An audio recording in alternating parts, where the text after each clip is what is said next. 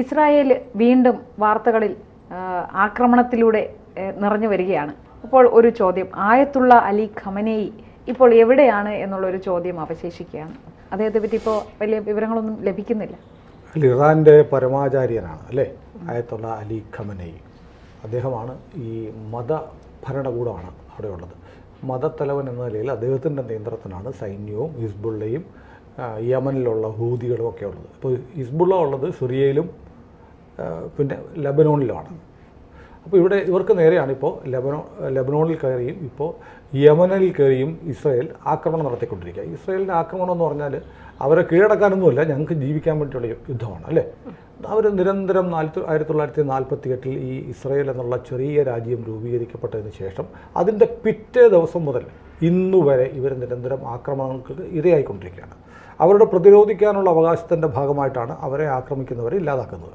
അപ്പോൾ ഇതിൻ്റെ സൂത്രധാരൻ ഇപ്പോൾ, അതായത് സിറിയ, ലബനോൻ, യമൻ തുടങ്ങിയ രാജ്യങ്ങളിൽ നിന്ന് ഇസ്രായേലിന് നേരെ ഉണ്ടാകുന്ന ആക്രമണങ്ങളുടെ സൂത്രധാരൻ ഇറാൻ്റെ മത ആചാര്യനായ മതത്തലവനായ അയത്തുള്ള അലി ഖമനേയിയാണ്. ഖമനേയി ഒളിവിൽ പോകാൻ കാരണം അദ്ദേഹത്തിൻ്റെ വത്സല ശിഷ്യനായ നസറള്ള ഹിസ്ബുള്ളയുടെ തലവൻ കൊല്ലപ്പെട്ടതിനെ തുടർന്നാണ്. അദ്ദേഹം കൊല്ലപ്പെട്ടതിൻ്റെ കഥയൊക്കെ നമുക്കറിയാം. വളരെ ആസൂത്രിതമായ ആക്രമണങ്ങൾക്ക് ശേഷമാണ് പേജർ ആക്രമണം മുതൽ ബങ്കർ ബസ്റ്റർ ബോംബുകൾ ഉപയോഗിച്ച് അദ്ദേഹത്തെ കൊന്നു. ഈ ബങ്കർ ബസ്റ്റർ ബോംബിൻ്റെ കാര്യം അറിയണം. അത് അന്താരാഷ്ട്ര നിയമങ്ങളനുസരിച്ച് അങ്ങനെ ഉപയോഗിക്കാൻ പാടില്ല എന്ന് പറയുന്നൊരു ബോംബാണ്. സാധാരണ ബോംബുകൾ 1000 കിലോ, 10000 കിലോ, 2000 കിലോ, 3000 കിലോ ഉള്ള ബോംബുകൾ ഭൂമിയിലിട്ടാൽ പൊട്ടിത്തെറിക്കും. ഇതങ്ങനെയല്ല. ഈ ബോംബുകൾ മണ്ണിനടിയിലേക്ക് 30-40 മീറ്റർ വരെ തുളഞ്ഞു കയറും, എന്നിട്ടേ പൊട്ടിത്തെറിക്കുള്ളൂ. അതായത് അത് പൊട്ടിത്തെറിക്കുമ്പോൾ ഭൂമിക്ക് മുകളിലുള്ള സകലതും അടിയോടെ പൊളിഞ്ഞു പോകും, അടിത്തറ ഇളകിപ്പോകും. അങ്ങനെയുള്ള ബോംബ് പൊട്ടിച്ചാണ് നസറള്ളയെ കൊന്നത്. നസറള്ള ഈ കെട്ടിടത്തിൻ്റെ ഭൂഗർഭ അറയിൽ ഒളിവിലിരിക്കുകയായിരുന്നു. കാരണം ഇസ്രായേലിൻ്റെ ആക്രമണം ലബനിലേക്ക് വരുന്നു എന്ന് അവർ മുന്നറിയിപ്പ് കൊടുത്തു. അങ്ങനെയാണ് ഇദ്ദേഹം ഭൂഗർഭ അറയിൽ പോയിരുന്നത്. അവിടെ ഭൂഗർഭ അറ തകർക്കുന്ന ബങ്കർ ബസ്റ്റർ ബോംബുകൾ ഉപയോഗിച്ച് ഇസ്രായേൽ കൊന്നു. വേണമെങ്കിൽ യുദ്ധ നിയമപ്രകാരം അത്തരം ബോംബുകൾ ഉപയോഗിക്കുന്നത് തെറ്റാണെന്ന് പറയാം. പക്ഷേ അവർക്ക് നേരെ നടക്കുന്ന അനീതികളെ ചെറുക്കാൻ, ആക്രമണങ്ങളെ ചെറുക്കാൻ അവരത് ഉപയോഗിച്ചു. അതാണ് സംഭവിച്ചത്. അതിനുശേഷം ഇവരുടെ ശക്തിയായി നിൽക്കുന്ന അയത്തുള്ള അലി ഖമേനി സ്വാഭാവികമായും ഇത്തരം ആക്രമണങ്ങൾ ഉണ്ടാകാമെന്ന് കരുതിയിട്ട് ഒളിവിൽ പോയി എന്ന് പറഞ്ഞാൽ നമ്മൾ പറഞ്ഞ പോലെ പേടിച്ച് പോലീസ് പിടിക്കാതെ ഒളിവിൽ പോകുന്നതല്ല. കാരണം യുദ്ധത്തിൻ്റെ ഭാഗമായി ആക്രമണമൊക്കെ വരുമ്പോഴത്തേക്കും ബങ്കറുകളിലൊക്കെ പോയിരിക്കും. അപ്പോൾ എവിടെയാണ് ഇപ്പോൾ അയത്തുള്ള അലി ഖമേനി എന്നുള്ളതാണ് ചോദ്യം. വലിയ ചോദ്യമാണ്. ഈ പടിഞ്ഞാറൻ രാജ്യങ്ങളിലൊക്കെ ഇത് വലിയ ചർച്ചയാവുന്നുണ്ട്. അപ്പോൾ അതിന് പെട്ടെന്ന് 2 കാരണങ്ങൾ. അതിനു മുമ്പ് രസകരമായ ഒരു കഥ എനിക്ക് പറയാനുണ്ട്. കഥയല്ല, കൗതുകരമായ കഥയാണ്. അത് വേണമെങ്കിൽ ഒരു ജട്ടിക്കഥയെന്ന് പറയാം. അത്തരം ഒരു മഞ്ഞക്കഥയും അല്ല. ആ കഥ പ്രേക്ഷകർ കേൾക്കേണ്ടതാണ്. അത് ഞാൻ ഇതിൻ്റെ അവസാനം പറയും. അതുവരെ നിങ്ങളൊന്ന് നിൽക്കണം. അപ്പോൾ ഞാൻ ആദ്യം പറയുന്നത്, ലോകത്തിൽ ഒരുപാട് രഹസ്യ സങ്കേതങ്ങളുണ്ട്. വിവിധ രാജ്യങ്ങളുടെ സൈനിക പരീക്ഷണങ്ങൾ നടക്കുന്ന രഹസ്യ സങ്കേതങ്ങൾ. അതിലൊന്ന് ഇറാൻ്റെ പക്കലുണ്ടെന്ന് ഇർണ എന്ന് പറയുന്ന അവരുടെ വാർത്താ ഏജൻസി കഴിഞ്ഞ വർഷം അനൗൺസ് ചെയ്തു. അതിൻ്റെ പേര് ഈഗിൾ 44 എന്നാണ്. ഈഗിൾ 44 എന്ന് പറഞ്ഞാൽ അവരുടെ വിമാനങ്ങളും മിസൈലുകളൊക്കെ സൂക്ഷിക്കാനുള്ള ഭൂമിക്കടിയിൽ അവർ ഉണ്ടാക്കിയിട്ടുള്ള ഒരു എയർബേസാണ്. പക്ഷേ അവരുടെ പക്കൽ വലിയ വിമാനമൊന്നുമില്ല. അമേരിക്ക 1975 മുമ്പ് കൊടുത്ത ഫാൻഡം F4E എന്ന് പറയുന്ന വിമാനമൊക്കെയാണ് അവരുടെ കയ്യിലുള്ളത്. സോവിയറ്റ് യൂണിയൻ്റെ Su-24 തുടങ്ങിയ വിമാനങ്ങളാണ് ഇറാൻ്റെ പക്കലുള്ളത്. അത് 1975 ഞാൻ പറയുന്ന കാരണമുണ്ട്. 1975 വരെ ഒക്കെ ഇറാൻ ഭരിച്ചിരുന്നത് ഒരു ഷായുടെ സർക്കാരായിരുന്നു. അത് അവിടെ ഒരു ജനാധിപത്യ സർക്കാരായിരുന്നു. അതിനുശേഷമാണ് മുല്ലപ്പൂ വിപ്ലവം എന്നൊക്കെ പറഞ്ഞിട്ട് ഒരു അറബ് വിപ്ലവം ഉണ്ടായിട്ടാണ് ഇറാനിലെ ഈ മതമൗലികവാദികൾ അധികാരം പിടിച്ചെടുത്തത്. അതിനുശേഷം ഇന്ന് വരെ ഇറാൻ നിരന്തരം പ്രശ്നങ്ങളിൽ പെടുകയും അമേരിക്ക ഉൾപ്പെടെയുള്ള രാജ്യങ്ങൾ ഉപരോധം ഏർപ്പെടുത്തുകയും ചെയ്തുകൊണ്ട് ആധുനിക വിമാനങ്ങളും ആധുനിക ആയുധങ്ങളൊന്നും പുറത്തു നിന്ന് അവർക്ക് കിട്ടുന്നില്ല. അതുകൊണ്ടാണ് പഴയ ഫാൻഡം Su-24 പോലെയുള്ള വിമാനങ്ങൾ അവർ ഉപയോഗിക്കുന്നത്. ഈ വിമാനങ്ങളൊക്കെ സൂക്ഷിച്ചിരിക്കുന്നത് ഈ ഈഗിൾ 44 എന്ന് പറയുന്ന ഭൂമിക്കടിയിലുള്ള ഒരു എയർബേസ്. അങ്ങനെ പല രാജ്യങ്ങൾക്കും ഉണ്ട് ഭൂമിക്കടിയിൽ എയർബേസൊക്കെ ഉണ്ടാക്കുന്നത്. സുരക്ഷിതമാണല്ലോ, എവിടെയാണെന്ന് അറിയത്തില്ല. ഇതെവിടെയാണ് എന്നത് ഇന്നും സ്ഥിരീകരിക്കപ്പെട്ടിട്ടില്ല. സാറ്റലൈറ്റ് ഇമേജുകളൊക്കെ വെച്ചിട്ട് പറയുന്നത്, അമേരിക്കയും ഇസ്രയേലും ഒക്കെ പറയുന്നത്, ബന്ദർ അബ്ബാസ് എന്ന് പറയുന്ന സ്ഥലത്തിൻ്റെ 120 കിലോമീറ്റർ അപ്പുറത്തായിരിക്കാം. റാറ്റോ ഹോർമോസ് സഗാൻ എന്ന് പറയുന്ന ഒരു പ്രവിശ്യയിൽ പെടുന്ന റാറ്റോം എന്ന് പറയുന്ന ആ സ്ഥലത്തു നിന്ന് 30 കിലോമീറ്റർ പടിഞ്ഞാറായിരിക്കാം ഈഗിൾ 44 എന്ന് പറയുന്ന ഇവരുടെ രഹസ്യ താവളം എന്നൊരു ഊഹം മാത്രമേ ഉള്ളൂ. എന്താണ് നമ്മൾ അറിയുന്നത്? ഒരുപക്ഷെ ഇസ്രായേലിനും അമേരിക്കയ്ക്കും അറിയായിരിക്കും. ഏതായാലും എല്ലാവരും പറയുന്നത് ഖമനേയി പോയി ഒളിക്കാൻ സാധ്യതയുള്ള സ്ഥലം ഈ പറയുന്ന ഈഗിൾ 44 എന്ന് പറയുന്ന ഇവരുടെ രഹസ്യ താവളമായിരിക്കുമെന്ന് പരക്കെ പറയപ്പെടുന്നുണ്ട്. പക്ഷേ അതിനുള്ള സാധ്യത കുറവാണ്. കാരണം എന്നറിയോ, എല്ലാവർക്കും അറിയാം ഈഗിൾ 44 എന്ന് പറഞ്ഞ ഒരു രഹസ്യ താവളം അവർക്കുണ്ട്. അവിടെയായിരിക്കും സ്വാഭാവികമായും ഒളിക്കുമെന്ന് പറഞ്ഞാൽ ആദ്യത്തെ ആക്രമണം വരാൻ പോകുന്നത് അവിടെ ആയിരിക്കുമല്ലോ അല്ലേ? അങ്ങനെ നമ്മൾ ഇപ്പോൾ പ്രീതയെ കാണാനില്ല അല്ലെങ്കിൽ ധന്യയെ കാണാനില്ല, അന്ന് നമുക്ക് തപ്പിപ്പോകാന്ന് പറഞ്ഞാൽ ആദ്യം എങ്ങോട്ട് പോകും? വീട്ടിലോട്ട് പോകും. അപ്പോൾ വീട്ടിൽ പോയിരിക്കുമോ ഒരാളെ കാണാതിരിക്കാൻ വേണ്ടി മാറി നിൽക്കുന്ന ആൾ? അതുകൊണ്ട് ഖമനേയി ഈഗിൾ 44 ഉണ്ടാകാനുള്ള സാധ്യത കുറവാണെന്ന് നമുക്ക് ചെറുതായിട്ടൊന്ന് ആലോചിച്ചാൽ മനസ്സിലാവും. പിന്നെ എവിടെയായിരിക്കും ഖമനേയിയെ സംബന്ധിച്ച് ഇറാൻ്റെ പ്രസിഡന്റ് പോലും കൊല്ലപ്പെട്ടത്, റൈസി മരിച്ചല്ലോ വിമാനാപകടത്തിൽ, ഹെലികോപ്റ്റർ തകർന്ന്, ബെൽ സീരീസിൽപ്പെട്ട ഹെലികോപ്റ്റർ തകർന്നാണ് മരിച്ചത്. അതിന് 25 വർഷമോ 24 വർഷത്തെ പഴക്കമുണ്ടായിരുന്നു. അതിന് കാരണം പോലും ഇറാൻ്റെ ഒരു പാർലമെൻറ്റ് അംഗം ഇറാനിയൻ പാർലമെൻറ്റിൽ പറഞ്ഞു, നമ്മുടെ റൈസിയുടെ പക്കലും ഒരു പേജർ ഉണ്ടായിരുന്നു, ആ പേജർ പൊട്ടിത്തെറിച്ചതാവാം മരണകാരണം എന്നുള്ള ഒരു തിയറി ഇപ്പോൾ ഉണ്ട്. അപ്പോൾ ഇങ്ങനെ വന്നപ്പോൾ ഇലക്ട്രോണിക് ഉപകരണങ്ങളൊക്കെ ലെബനനിലുള്ള ആളുകൾ ഉപേക്ഷിച്ചു പേജർ സ്ഫോടനം ഉണ്ടായതിനു ശേഷം. അതുപോലെ സിറിയയിലെ ഹിസ്ബുള്ള ഉപേക്ഷിക്കുന്നു, ഹൂത്തികൾ യമനിൽ ഉപേക്ഷിക്കുന്നു. അങ്ങനെ ടെലികമ്മ്യൂണിക്കേഷൻ സംവിധാനങ്ങൾ മുഴുവൻ മാറ്റിവെച്ചിരിക്കുക. ഈ ലെബനനിലെ ആളുകൾ വീട്ടിലെ ഫ്രിഡ്ജും ഇൻഡക്ഷൻ കുക്കർ വരെ എടുത്ത് ഓട്ടിക്കളഞ്ഞെന്ന് പറഞ്ഞത്. ഇത് ഏത് പൊട്ടുമെന്ന് അറിയാൻ വയ്യ. കാറിൻ്റെ ബാറ്ററി പൊട്ടുന്നോ സോളാർ ബാറ്ററി പൊട്ടുന്നോ ഇങ്ങനെ പോകുന്ന സ്ഥിതിക്ക് എന്താണ് ഇലക്ട്രോണിക് ഉപകരണങ്ങൾ എല്ലാം അപകടകാരിയാണെന്നുള്ള വിചാരം ആളുകൾക്കുണ്ട്, ഖമനേയിക്കുണ്ട്. അതുകൊണ്ട് ഇപ്പോൾ പറയുന്ന അദ്ദേഹം മൊബൈൽ ഉപയോഗിക്കുന്നില്ല, ഫോൺ ഉപയോഗിക്കുന്നില്ല. ഒരു ഭൂമിക്കടിയിലെ ഒരു ബങ്കറിൽ വൈദ്യുതി പോലും ഇല്ലാത്ത ഒരു സ്ഥലത്ത് മണ്ണെണ്ണ വിളക്കോ ഗ്യാസ് വിളക്കോ ഉപയോഗിച്ചാണ് അദ്ദേഹം കഴിയുന്നതെന്നാണ് പറയുന്നത്. ഒരു രാജ്യത്തിൻ്റെ നിർണായക അധികാരം കൈയാളുന്ന ഒരു മതത്തലവന് ഒരു വെറും നിലത്ത് ഭൂമിക്കടിയിൽ ഒരു സൗകര്യമില്ലാതെ കഴിയേണ്ടി വന്നു എന്ന അവസ്ഥയിലേക്ക് എത്തിക്കാൻ കഴിഞ്ഞു എന്നുള്ളതാണ് ഇറാൻ്റെ ഇപ്പോഴത്തെ ഒരവസ്ഥ, ഇസ്രായേലിൻ്റെ വിജയവും. അതാണ് ഖമനേയിയുടെ അവസ്ഥ. ഖമനേയിയെക്കുറിച്ച് ഏറ്റവും ലേറ്റസ്റ്റ് ആയിട്ട് പറയപ്പെടുന്നത് അദ്ദേഹം ഭൂമിക്കടിയിലൊരു ബങ്കറിൽ ഒരു ബാഹ്യമായ ഒരു ഇടപെടലുമില്ലാതെ വൈദ്യുതി പോലും ഭയന്ന് ഭൂമിക്കടിയിൽ കഴിയുന്നു എന്നാണ് ഇപ്പോൾ പറയുന്നത്. ഈഗിൾ 44 അദ്ദേഹം ഉണ്ടാവാൻ ഒരു സാധ്യതയില്ല. പിന്നെ എന്തുകൊണ്ടാണ് ഇത്ര വലിയ ഭയം ഉണ്ടാവുന്നതെന്ന് ചോദിച്ചാൽ, നമ്മൾ ആ പേജർ ദുരന്തം പേജർ ദുരന്തം എന്നല്ല, പേജർ ആക്രമണം. അത് ക്രിസ്റ്റീന ബാർസോണി എന്ന് പറയുന്ന ഒരു സുന്ദരി, ഹംഗറിക്കാരിയാണ്, ഹംഗറിയിലെ ബുഡാപെസ്റ്റുകാരിയാണ്. അവളാണ് ഈ പറയുന്ന തായ്വാൻ കമ്പനിയായ അപ്പോളോ ഗോൾഡ് എന്ന് പറയുന്ന കമ്പനിയിൽ നിന്ന് ഇതിൻ്റെ കരാർ വാങ്ങിയത്, പേറ്റൻറ്റ് വാങ്ങി. അതിനുശേഷം നോർട്ട എന്ന് പറയുന്ന ഒരു നോർവീജിയൻ പൗരൻ നടത്തുന്ന റിൻസൺ, ഇന്ത്യക്കാരനായ നോർവീജിയൻ പൗരൻ നടത്തുന്ന ബൾഗേറിയൻ കമ്പനിക്ക് കൊടുത്തു. അങ്ങനെയാണ് പേജറുകൾ വന്ന് ആ പേജറുകൾ പൊട്ടിത്തെറിച്ച് 5000-ഓളം പേർക്ക് പരിക്കേറ്റു. അതിൻ്റെ കണക്കുകൾ നമ്മൾ പറയുന്ന പോലെയല്ല. യഥാർത്ഥത്തിൽ 1000-ലേറെ ആളുകൾ മരിച്ചു എന്നാണ് ഹിസ്ബുള്ളയുടെ കണക്ക്. അത് ഹിസ്ബുള്ളയുടെ ഒരു ഡോക്യുമെൻ്റ് IDF ചോർത്തിയത്. നമ്മൾ ABC മലയാളത്തിൽ ആ ഡോക്യുമെൻ്റ് വെച്ചിട്ട് ആ മരണത്തിൻ്റെ കണക്ക് ഏതെല്ലാം രാജ്യക്കാർ ഇതിൽ മരിച്ചു എന്നുള്ള ഒരു സ്റ്റോറി നമ്മൾ കഴിഞ്ഞ ആഴ്ച ചെയ്തിരുന്നു. ഏതായാലും നമ്മൾ നോക്കുമ്പോൾ അവിശ്വസനീയമായ രീതിയിൽ ചില കാര്യങ്ങളൊക്കെ പ്ലാൻ ചെയ്ത് ദീർഘകാല ആസൂത്രണത്തിലൂടെ ചെയ്യാനുള്ള മികവ് ഇസ്രയേലിൻ്റെ ചാരസംഘടനയായ മൊസാദ് കാണിച്ചിട്ടുണ്ട്. അതുകൊണ്ടാണല്ലോ അവിടുത്തെ കാറിൻ്റെ ബാറ്ററി, സോളാറിൻ്റെ ബാറ്ററി, വയർലെസ്, റേഡിയോ, പേജർ എല്ലാം പൊട്ടിത്തെറിക്കാൻ തുടങ്ങി. വല്ലാതെ ഒരു മാനസികമായ ആളുകളെ മുഴുവൻ ഭയചകിതരാക്കിയ ഒരു ഓപ്പറേഷനാണ്. ഒരുപാട് സമയമെടുത്ത് നമ്മളാരും ചിന്തിക്കാത്ത തരത്തിൽ മൊസാദിക്കത്. ഇങ്ങനെ മൊസാദ് പല കാര്യങ്ങളും പലപ്പോഴും ചെയ്തിട്ടുണ്ട്. അത് തന്നെ അതിലേക്കാണ് വരുന്നത്. സാർ, അതിന് മുന്നേ ഒരു കാര്യം ചോദിച്ചോട്ടെ. ഈ ഖമേനിയെ കയ്യിൽ കിട്ടിയാൽ തീർക്കാനുള്ള എന്തെങ്കിലും തന്ത്രങ്ങൾ ഇസ്രായേലിൽ മെനയോ? കാരണം ഒരു പരമോന്നത നേതാവാണ് ഒരു രാജ്യത്തിന്റെ. അപ്പോൾ അത്തരം ഒരു പരമോന്നത നേതാവിനെ തീർക്കാനായുള്ള എന്തെങ്കിലും പദ്ധതി തയ്യാറാക്കാൻ സാധ്യത? കൈ കിട്ടിയാൽ ഇസ്രായേൽ വെറുതെ വിടുമെന്ന് തോന്നുന്നുണ്ടോ? കയ്യെ കിട്ടണ്ട, എവിടെ ഉണ്ടെന്ന് ഏകദേശം സൂചന കിട്ടിയാൽ അവർ തകർത്ത് കളയും. കാരണം അവർക്ക് 48 മുതൽ അവർ അനുഭവിക്കുന്ന ഒരു യാതന അവസാനിപ്പിക്കണ്ടേ. കാരണം ഇപ്പോൾ നടക്കുന്ന യുദ്ധം എനിക്ക് തോന്നുന്നത് ഇപ്പോൾ 2006 വരെ ലെബനോണിൻ്റെ തെക്കൻ ഭാഗങ്ങൾ ഇസ്രായേലിൻ്റെ അധീനതയിലായിരുന്നു. 2006 യുദ്ധത്തെ തുടർന്ന് ലെബനോണിൽ നിന്ന് ഇസ്രായേൽ പിന്മാറുകയായിരുന്നു.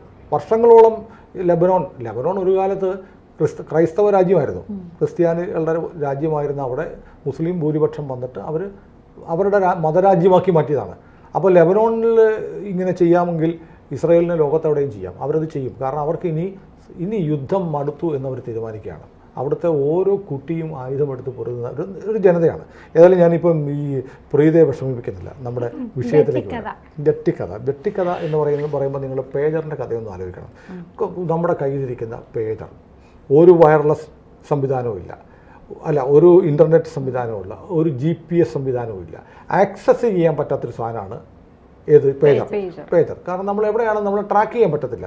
അങ്ങനെയുള്ള സംവിധാനമുള്ള ഒരു പേജറിനെ ട്രാക്ക് ചെയ്ത് ഒരേ സമയം 5000-ഓളം 72 ഹൂറീസ് ആർ വെയിറ്റിംഗ് എന്ന് പറഞ്ഞൊരു മെസ്സേജ് അയച്ചു, എന്നിട്ട് പൊട്ടിത്തെറിച്ചു എന്നൊക്കെയുള്ള കഥകളുണ്ട്. എനിക്കറിയില്ല, ഇത് കൺഫേം ചെയ്യേണ്ട കാര്യങ്ങളാണ്. ആ മെസ്സേജ് നോക്കാൻ നേരത്താണ് ഇത് പൊട്ടിത്തെറിച്ചത് എന്നൊക്കെയാണ് പറയപ്പെടുന്നത്. പല വെർഷൻ ഉണ്ടാവാം, ചിലപ്പോൾ തമാശയാവാം, ചിലപ്പോൾ കാര്യമാവാം. പക്ഷേ അവിശ്വസനീയമെന്ന് തോന്നുന്ന കാര്യങ്ങൾ ഇസ്രായേൽ ചെയ്തിട്ടുണ്ട്. അത്തരം ഒരു അവിശ്വസനീയമായ കഥയാണ് ഞാൻ പറയാൻ പോകുന്നത്. കഥയാണോ കാര്യമാണോ എന്നറിയില്ല. കാരണം ഇസ്രായേലിൻ്റെ കാര്യത്തിൽ ഇസ്രായേൽ എന്തും ചെയ്തവർ തെളിയിച്ചിട്ടുണ്ട്, എന്തും ചെയ്തവർ വിജയിപ്പിച്ചിട്ടുണ്ട്. അതുകൊണ്ട് ഈ കഥ ഞാൻ സംശയത്തിൻ്റെ ആനുകൂല്യത്തോടെ വെക്കുകയാണ്. പക്ഷേ ഇസ്രായേൽ ആയതുകൊണ്ട് പേജറിൻ്റെ ഒരു കഥ നമ്മുടെ മുന്നിലുള്ളതുകൊണ്ട് ഇതും അസംഭവ്യമെന്നൊന്നും പറയാൻ ഞാൻ കരുതുന്നില്ല. കാരണം ഇതിനകത്തൊക്കെ ഡോക്യുമെൻസും ചില സംഭവങ്ങളും ഒക്കെ പറയുന്നത് വാലിഡ് ആയിട്ടുള്ള ചില പേരുകളൊക്കെ പറയുന്നുണ്ട്. ഒരു 7 മാസം മുമ്പായി സംഭവം നടന്നത്. നമുക്കറിയാമല്ലോ, ബംഗ്ലാദേശ് എന്ന് പറഞ്ഞാൽ നമ്മുടെ തൊട്ടടുത്ത രാജ്യം.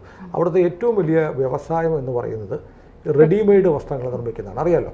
അപ്പോൾ നമ്മളിപ്പോൾ നിങ്ങൾ റിലയൻസിലോ മാക്സിലോ ഒക്കെ പോയിട്ട് പലപ്പോഴും ഈ കുറഞ്ഞ വിലയ്ക്ക് ഏറ്റവും മോഡേൺ ആയിട്ടുള്ള ഫാഷനബിൾ ആയിട്ടുള്ള വസ്ത്രങ്ങൾ കിട്ടുന്ന ഒരു സംവിധാനം ഇപ്പോൾ നമ്മുടെ നാട്ടിലുണ്ട്.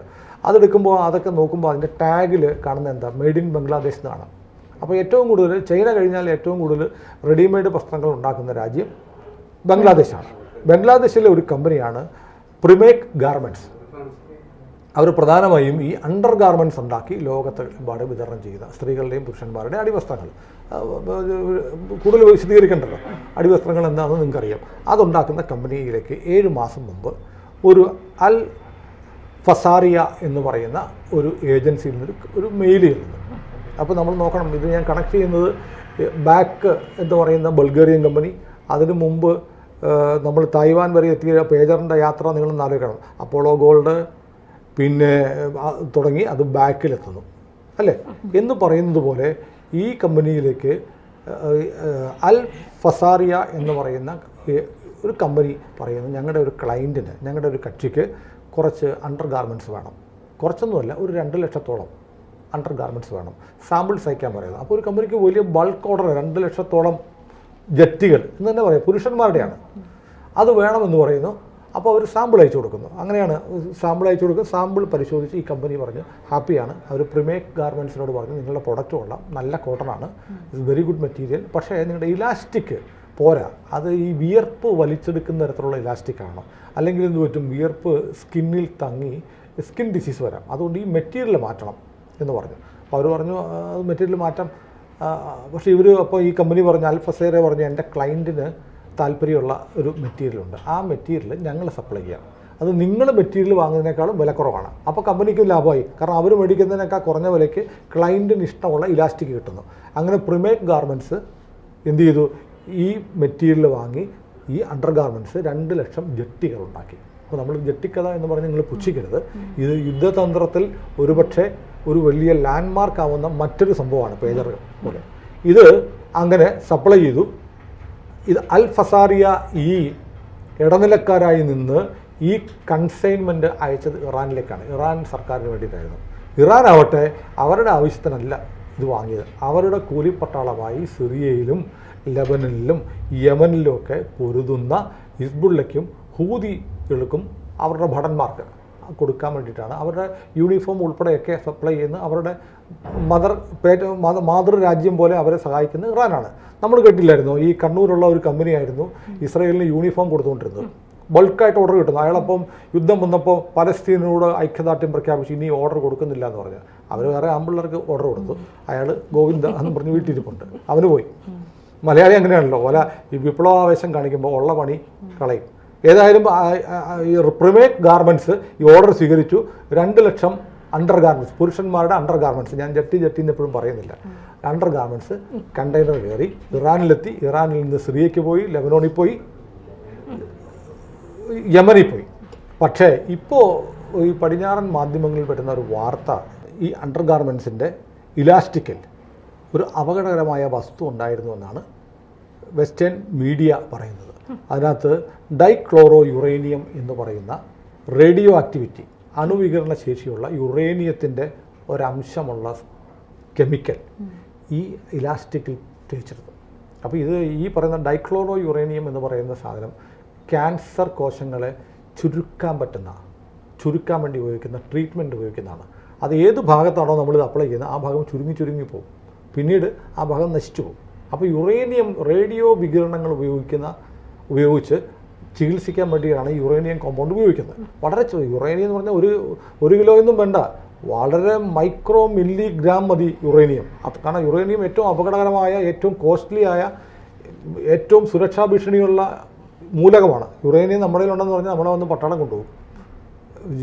യുറേനിയം പഠിക്കാനല്ല, നമ്മളെ പിടിച്ച് അകത്തിടാൻ. എവിടെ നിന്ന് കിട്ടിയടാ യുറേനിയം എന്ന് ചോദിച്ചാൽ അത്രയും സുരക്ഷയുള്ള, അതീവ ജാഗ്രത വേണ്ടുന്ന, സ്റ്റേറ്റിന് മാത്രമേ ഇത് കൈകാര്യം ചെയ്യാൻ അധികാരമുള്ളൂ, സർക്കാരിന് മാത്രം അധികാരമുള്ള മൂലകമാണ് യുറേനിയം. അപ്പോൾ യുറേനിയത്തിൻ്റെ ഈ കണ്ടൻറ്റ്, ഈ മിശ്രിതം ഈ 2 ലക്ഷം അണ്ടർ ഗാർമെൻറ്റ്സിലുണ്ടായിരുന്നു. സംഭവിക്കുന്ന ഇത് അരയിലിട്ട് നടക്കുന്നവർക്ക് എന്താ സംഭവിക്കുക?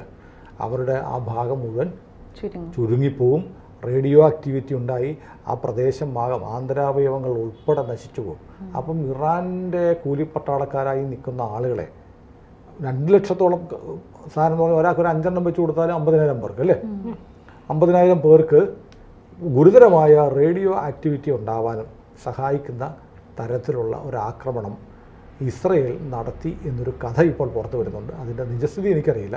ഏതായാലും ഈ ഇസ്രയേലിനെതിരെ യുദ്ധം ചെയ്യുന്ന, ലോകത്തെമ്പാടുമുള്ള ചാവേറായിട്ട് നിൽക്കുന്ന മത തീവ്രവാദികൾ അവർ പറയുന്നത് ഞങ്ങൾക്ക് മരിക്കാൻ ഭയമില്ല, കാരണം ഞങ്ങളുടെ യഥാർത്ഥ ജീവിതം ആരംഭിക്കുന്നത് മരണത്തിന് ശേഷമാണ്. സ്വർഗത്തിലെത്തിയാൽ മദ്യപ്പുഴയുണ്ട്, അങ്ങനെ ഹൂറികളുണ്ട്, അവിടെ പോയിട്ടൊരു കാര്യമൊന്നുമില്ല. ഈ സാധനം അരയിലിട്ടിട്ട് പിന്നെ അവിടെ പോയിട്ട് കാര്യമില്ല. എനിക്കറിയില്ല. ഏതായാലും പുഴയിൽ നീന്താനും പറ്റില്ല. പുഴയിൽ നീന്താനൊക്കെ പറ്റും. പിന്നെ 12 കിലോമീറ്ററോ മറ്റോ ഒരു മുറിയുടെ നീളം എന്നൊക്കെ പറയുന്നുണ്ട്. അങ്ങനത്തെ 1000 മുറിയുള്ള വീടൊക്കെ കിട്ടുമെന്നൊക്കെയാണ് പറയുന്നത്. ഏതായാലും ഇത് തീവ്രവാദികളെ എലിമിനേറ്റ് ചെയ്യാൻ ഇസ്രയേൽ ഏതു മാർഗവും സ്വീകരിക്കും. അതുകൊണ്ട് എന്നറിയാവുന്ന പേജർ കഥ നമ്മൾ കണ്ടല്ലോ. അല്ലെങ്കിൽ ഇത് നമ്മൾ പേജറിൻ്റെ ഇത് നടന്നില്ലായിരുന്നെങ്കിൽ പേജറിൻ്റെ കഥയൊക്കെ ആരെങ്കിലും പറയാം, പിന്നെ ചുമ്മാ തള്ളു, ഇങ്ങനൊന്നും നടക്കില്ല എന്ന് പറയാം. അങ്ങനെ പേജർ കൊണ്ട് അങ്ങനെ ചെയ്യാമെങ്കിൽ ജെട്ടി കൊണ്ട് ഒരു പക്ഷേ ഇസ്രയേൽ ഇങ്ങനെയും ചെയ്തിട്ടുണ്ടാവും. ഏതായാലും ഒരുപാട് കഥകൾ ഈ യുദ്ധത്തിന് ശേഷം വീണ്ടും വരുമായിരിക്കും. അത്തരം കഥകൾ കിട്ടുന്ന മുറയ്ക്ക് നമുക്ക് മീഡിയ മലയാളത്തിലൂടെ പറയാം. തീർച്ചയായും.